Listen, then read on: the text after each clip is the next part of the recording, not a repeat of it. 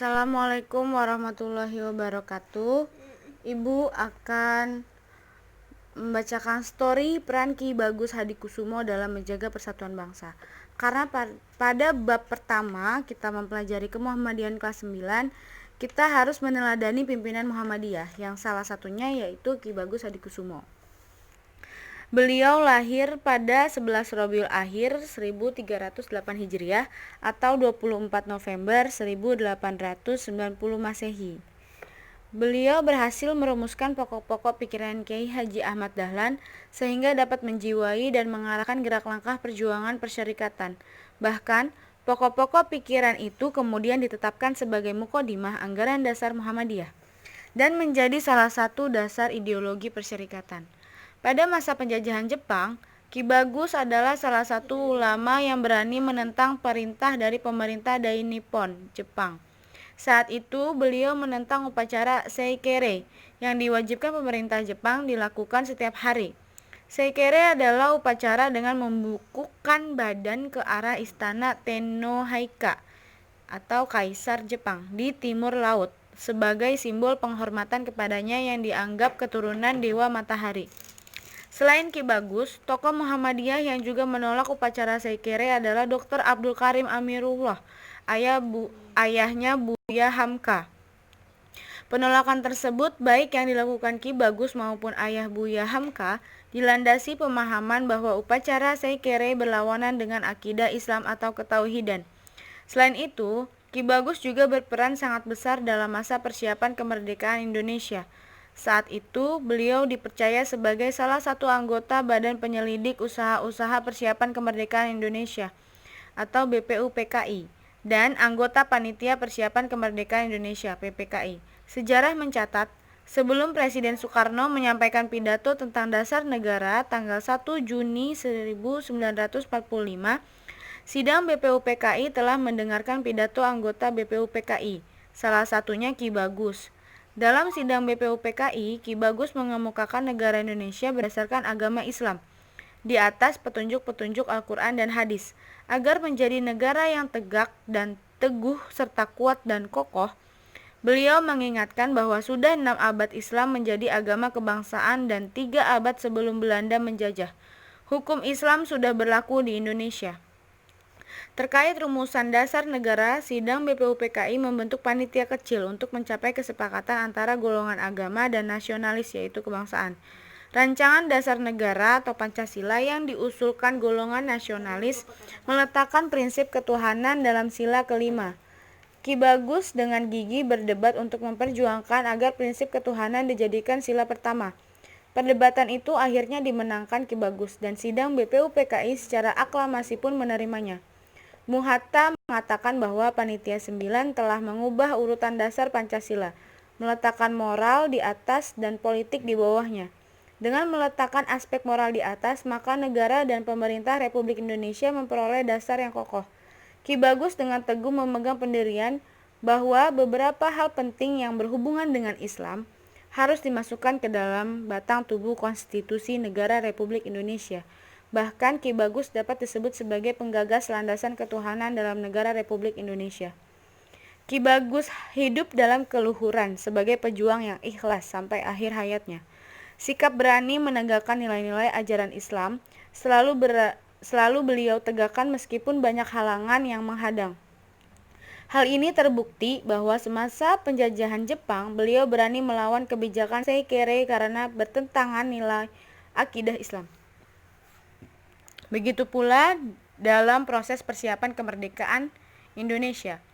Beliau sangat menekankan pentingnya meletakkan nilai ketuhanan di atas nilai-nilai yang lain.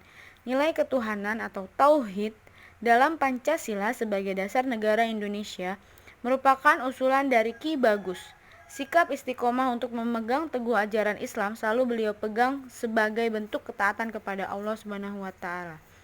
Ibu harap anak-anak ibu kelas 9 dapat mengambil pelajaran yang baik dari kisah story Ki Bagus Hadikusumo yang selalu memegang teguh ajaran Islam. Selalu beliau pegang sebagai bentuk ketaatan kepada Allah.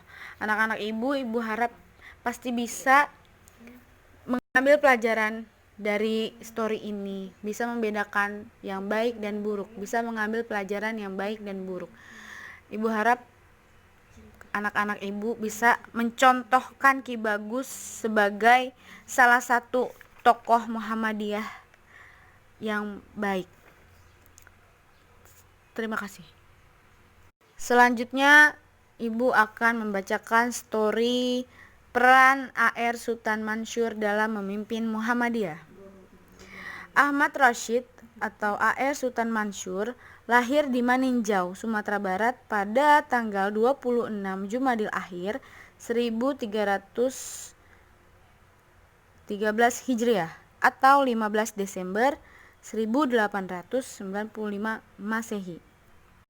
Semangat A.R. Sultan Mansur untuk melawan penjajahan Belanda tetap digelorakan dalam hatinya sejak usia remaja.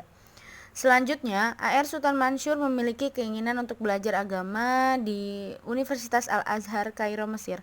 Namun karena terdengar berita bahwa di Mesir sedang terjadi pergolakan sosial politik karena sedang dijajah Inggris, maka beliau membatalkan niatnya untuk belajar agama di Mesir.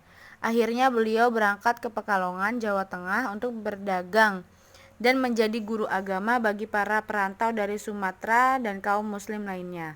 Selama di Pekalongan, pikiran beliau merasa gelisah. Beliau ingin adanya perubahan dan pembaruan ajaran Islam. Di saat galau inilah beliau berinteraksi dengan Kiai Haji Ahmad Dahlan, pendiri Muhammadiyah.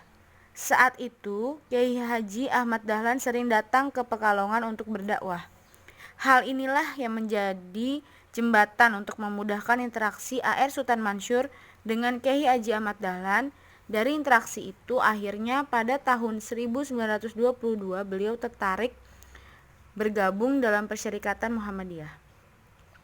Ketertarikan tersebut disebabkan karena pikiran Muhammadiyah sama dengan ide gerakan pembaruan yang dikembangkan di Sumatera Barat.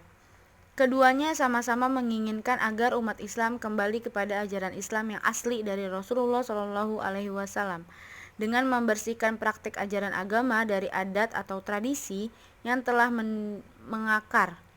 Hal ini terbukti telah membuat umat Islam terbelakang dan tertinggal dari umat-umat lain. Selain itu, beliau menemukan Islam yang dipahami Muhammadiyah tidak hanya sebagai ilmu dan pengetahuan saja, tetapi ada upaya nyata untuk mengamalkan dalam kehidupan sehari-hari. Beliau sangat terkesan ketika melihat anggota-anggota Muhammadiyah menyembelih hewan kurban setelah sholat Idul Adha dan membagi-bagikan dagingnya kepada fakir miskin. Pada 1923, A.R. Sultan Mansur menjadi ketua Muhammadiyah cabang Pekalongan. Beliau juga pernah memimpin Muhammadiyah cabang Pekajangan dan Kedungwuni. Ketika Muhammadiyah diancam orang-orang komunis di Bukit Tinggi pada tahun 1925, beliau diutus untuk memimpin dan menata Muhammadiyah yang mulai tumbuh di sana. Model kepemimpinan dan cara berdakwah yang dilakukannya tidak frontal tetapi akomodatif terhadap para pemangku adat dan tokoh setempat, sehingga Muhammadiyah pun dapat diterima dengan baik dan mengalami perkembangan pesat. Beliau terpilih sebagai Ketua Pengurus Besar atau Pimpinan Pusat Muhammadiyah periode 1953 sampai 1956 di Kongres Muktamar Muhammadiyah ke-32 di Banyumas, Purwokerto pada tahun 1953. Pada Muktamar ke-33 di Palembang, beliau terpilih kembali untuk memimpin Muhammadiyah periode 1956 sampai 1959. Pada masa kepemimpinannya, Muhammadiyah berhasil merumuskan Hitoh Muhammadiyah atau yang populer dengan istilah Hitoh Palembang. Selain itu, beliau mulai menggiatkan pemulihan ruh Muhammadiyah di kalangan warga dan pimpinan persyarikatan. Beliau memasyarakatkan dua hal, yaitu khasyah atau sikap takut kepada kemurkaan Allah. Untuk memperoleh rasa khasyah ini dapat dilakukan dengan cara selalu menepati janji, menanamkan ruh tauhid dan mewujudkan akhlak tauhid. Yang kedua, mengusahakan buk'ah mubarokah atau tempat yang diberkahi. Untuk mendapatkan hal ini, beliau mengajak warga Muhammadiyah selalu melaksanakan sholat jamaah setiap awal waktu, mendidik anak-anak beribadah dan mengaji Al-Quran, serta melatih melakukan puasa sunnah dan tetap menghidupkan takwa. Selain teguh dalam memimpin Muhammadiyah, A.R. Sultan Mansur juga gigih dalam menentang penjajahan. Beliau berpendapat bahwa penjajahan sangat bertentangan dengan fitrah manusia. Para penjajah juga menghadang penyebaran agama Islam. Pada masa itu, guru agama Islam dilarang untuk mengajar sebelum mendapat surat izin mengajar dari pemerintah Belanda. A.R. Sultan Mansur melawan peraturan tersebut karena sangat bertentangan dengan ajaran Islam. Beliau juga melawan penjajah Jepang yang melarang anak-anak muslim untuk berpuasa dan menghalangi pelaksanaan sholat dengan mengadakan pertemuan di waktu menjelang maghrib. Tokoh yang ketiga yaitu peran Kyai Haji Ahmad Badawi dalam menumpas gerakan PKI. Ahmad Badawi dilahirkan di Kauman, Yogyakarta pada 5 Februari 1902. Semenjak berkiprah di Muhammadiyah, beliau mengembangkan potensi dirinya untuk berdakwah sebagai guru di sekolah madrasah. Selain itu, beliau juga gigih dalam kegiatan dakwah lewat pengajian dan pembekalan kemuhammadiyahan. Prestasi tersebut telah mengantarkan beliau menjadi ketua Majelis Tabligh Pimpinan Pusat Muhammadiyah pada tahun 1933. Pada Muktamar Muhammadiyah ke-35 di Jakarta, Kyai Haji Ahmad Badawi terpilih menjadi Ketua Pimpinan Pusat Muhammadiyah periode 1962 sampai 1965. Pada Muktamar ke-36 di Bandung, beliau terpilih lagi menjadi Ketua Pimpinan Pusat Muhammadiyah untuk periode 1965 sampai 1968. Citra politik Muhammadiyah pada masa kepemimpinan Kyai Haji Ahmad Badawi sangat tersundut. Banyak anggota Muhammadiyah yang menjadi anggota dan pengurus Partai Masyumi, sebuah partai yang menjadi target untuk dihancurkan oleh rezim Orde Lama karena bisikan Partai Komunis Indonesia atau PKI.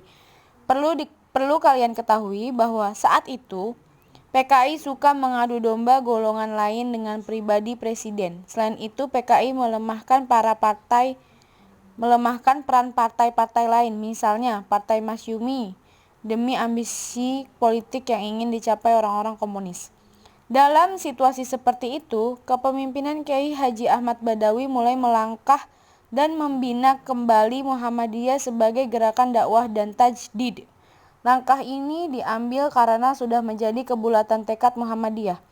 Pidato Presiden Soekarno pada penutupan Muktamar ke-35 di Jakarta menyatakan, "Makin lama makin cinta dengan Muhammadiyah." Pernyataan itu tentu saja menjadi tamparan talak bagi siapapun yang tidak suka kepada Muhammadiyah. Keputusan Muktamar ke-35 tentang kepribadian Muhammadiyah harus menjadi pegangan dan landasan perjuangan Muhammadiyah. Pimpinan pusat Muhammadiyah juga perlu melakukan pendekatan kepada pemerintah, terutama presiden, untuk memperbaiki citra organisasi. Kyai Haji Ahmad Badawi dalam dua periode kepemimpinannya 1962 sampai 1968 sering berada di Jakarta. Karena menghendaki demikian, hal itu dilakukan untuk keselamatan Muhammadiyah dan beliau mesti tetap berpegang teguh pada keputusan persyarikatan, apalagi untuk memudahkan sewaktu-waktu bertemu presiden. Presiden hormat kepadanya dan beliau pun tetap santun dan menghormati presiden. Keberadaannya di Jakarta itu juga untuk mencermati apa yang sedang dan akan dilakukan oleh PKI. Pada dini hari lepas tengah malam tanggal 1 Oktober 1965 ketika Kyai Haji Ahmad Badawi dalam perjalanan pulang ke Yogyakarta terjadilah peristiwa Kaup Gestapu atau PKI di Kauman, Yogyakarta. Beliau dan Haji Jarnawi Hadikusumo mewakili pimpinan pusat Muhammadiyah kemudian menemui Maijen Soeharto pada tengah malam tanggal 23 Oktober 1965 di Gedung Kostrad. Muhammadiyah berkomitmen untuk membantu negara menumpas sisa Gestapu atau PKI. Perlu kalian ketahui bahwa Muhammadiyah adalah organisasi pertama yang mengadakan konferensi kilat tanggal 9 sampai 11 November 1965. untuk menuntut pembubaran PKI. Kemudian Angkatan Muda Muhammadiyah pun membentuk Kokam. Pada masa kepemimpinan Kiai Haji Ahmad Badawi juga tetap dapat menjaga dan kokoh mempertahankan Muhammadiyah agar tidak menjadi parpol atau partai politik. Kiai Haji Ahmad Badawi memiliki etos kerja dan sikap ikhlas yang tinggi. Beliau menggiatkan kunjungan ke daerah dengan biaya sendiri dan rela naik kereta api kelas ekonomi. Bahkan sering pula naik dalam gerbong barang dan lokomotif kereta api. Terkadang beliau naik bus atau truk. Sikap qanaah tersebut memiliki tujuan yang utama, yaitu untuk mencapai tempat tujuan. Tekadnya yang tinggi adalah untuk menggerakkan kembali Muhammadiyah dan membesarkan hati warga dalam bermuhammadiyah. Tokoh yang keempat yaitu peran Haji HM Yunus Anis dalam menjaga identitas Muhammadiyah. Muhammad Yunus Anis lahir di Kauman, Yogyakarta pada 3 Mei 1903. Pada tahun 1924 sampai 1926, beliau menjabat sebagai pengurus cabang Muhammadiyah di Jakarta. Sejak saat itu, kepemimpinannya semakin menonjol dan memperoleh kepercayaan dari keluarga besar Muhammadiyah. Pada tahun 1934 sampai 1936 dan 1953 sampai 1958, beliau dipercaya sebagai Sekretaris Umum Pimpinan Pusat Muhammadiyah. Dalam posisinya sebagai seorang Sekretaris Umum Pimpinan Pusat Muhammadiyah, pada tahun 1954 TNI memberikan kepercayaan kepadanya dengan diangkat sebagai Kepala Pusroh, Imam Tentara, Angkatan Darat Republik Indonesia. Sebagai imam tentara, beliau banyak memberikan pembinaan mental bagi tentara. Pembubaran Partai Masyumi membawa implikasi yang buruk terhadap umat Islam, karena umat Islam tidak terwakili di parlemen saat itu. Dalam kondisi demikian itu, Muhammad Yunus Anis diminta oleh A.H. Nasution agar bersedia menjadi anggota Dewan Perwakilan Rakyat Gotong Royong atau DPR-GR yang sedang disusun Presiden Soekarno. Sekalipun sempat mendapatkan banyak kritikan, namun Muhammad Yunus Anis memiliki alasan untuk menjadi anggota DPR-GR karena ingin mewakili umat Islam dalam parlemen. Pada tahun 1959 dilaksanakan Muktamar Muhammadiyah yang ke-34. Pada saat muktamar inilah Yunus Anis terpilih sebagai Ketua Umum Pimpinan Pusat Muhammadiyah periode 1959 sampai 1962. Dalam kepemimpinannya, Yunus Anis berusaha sekuat tenaga untuk selalu menjaga identitas Muhammadiyah. Karena itu, tidak heran apabila beliau setia mengawal gagasan tentang kepribadian Muhammadiyah, yang di dalamnya berisi tentang identitas persyarikatan. Rumusan kepribadian Muhammadiyah digarap tim yang dipilih oleh Kiai Haji Fakih Usman. Rumusan tersebut diputuskan dalam Muktamar Muhammadiyah ke-35 tahun 1962, yang bertepatan dengan setengah abad Muhammadiyah. Di tengah kesibukannya, Muhammad Yunus Anis tetap melaksanakan tablik di masyarakat, sehingga tidak ada waktu luang yang tidak terisi dengan kegiatan yang memberikan manfaat untuk umat. Beliau memiliki komitmen dan sikap untuk selalu memanfaatkan waktu dengan sebaik-baiknya. Sebagai bentuk pengamalan salah satu ajaran Islam,